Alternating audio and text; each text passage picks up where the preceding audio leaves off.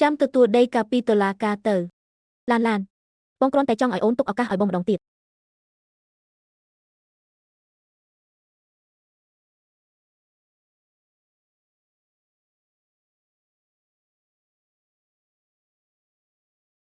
ឡានបងខុសហើយ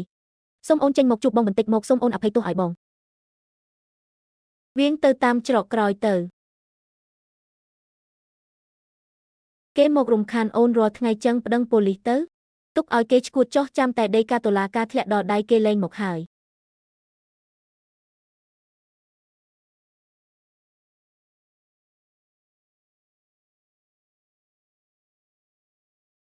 បាទលោកពូម៉ឹង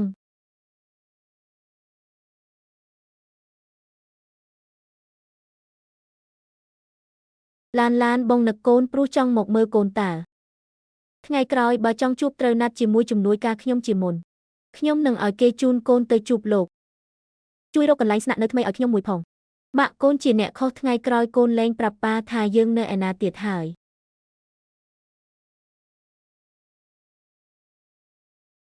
លោកនិងលីនវ៉ាន់អ៊ឺពិតជាស័ក្តិសមគ្នាមែនគួរឲ្យស្ដាយដែលជួយឡានមិនស៊ីនុយនេះទេ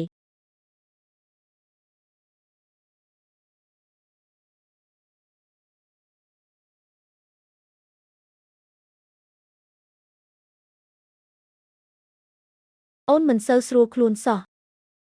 មិនស្រួលខ្លួនត្រង់ណាអូនឲ្យតែឃើញមុខចាំងមួយឈៀងបងនឹកឃើញដល់ពេលដែលគេច្រានអូនដួលរហូតដល់សន្លប់ហ្មងអូនក៏ដឹងថាបងមានចិត្តលើអូនបងស្មានតែឲ្យតែបងនៅក្បែរមើលថែអូននឹងព្រមទទួលយកបងហើយតែចាំងមួយឈៀងតាមរំខានរាល់ថ្ងៃចឹងចុះទម្រាំតែអូនព្រមលើកលែងឲ្យគេព្រោះតែកូននោះជួយឡានបងពិតជាភ័យណាស់ម៉ងជាឆឹងមនុស្សដូចជួយឡានគឺមិនងាកក្រោយដាច់ខាតទុកពេលឲ្យខ្ញុំបន្តិចទៅចាំខ្ញុំបានសម្បត្តិឡើងលេសសិនចាំយើងចាប់ដើមយកព្រមទេបងនឹងទៅតាក់ទងមេធាវីលេងលេះដែលពូកែជាងគេប្រចាំក្រុងឲ្យភ្លាមចាំងម៉ូឈីងជួបគ្រោះថ្នាក់ចរាចរណ៍ហើយ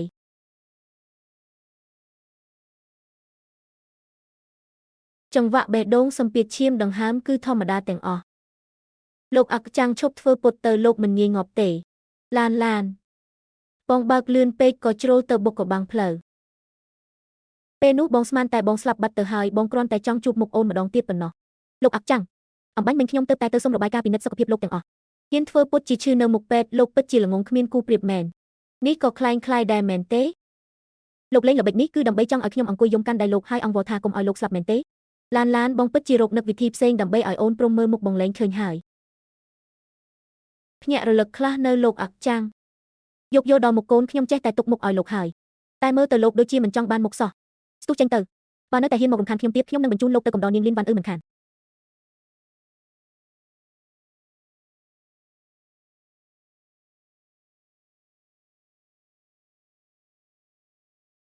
អ្នកណាគេ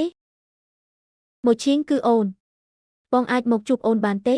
កុំឲ្យឈ្មោះម៉ូឈីងនាងឯងមិនស័ក្តិសមទេអូនដឹងថាអូនធ្វើខុសហើយយកដល់កូនទៅណាលីនវ៉ាន់អ៊ឺនាងឯងធ្វើឲ្យគ្រួសារអញបែកបាក់ថ្ងៃក្រោយទោះនាងឯងរស់ឬស្លាប់ក៏មិនពាក់ព័ន្ធអីជាមួយអញដែរកុំទេមអញទៀតវើយលីនវ៉ាន់អ៊ឺត្រូវបានគេធានាឲ្យនៅក្រៅឃុំហើយជាស្នាដៃលោកមែនទេ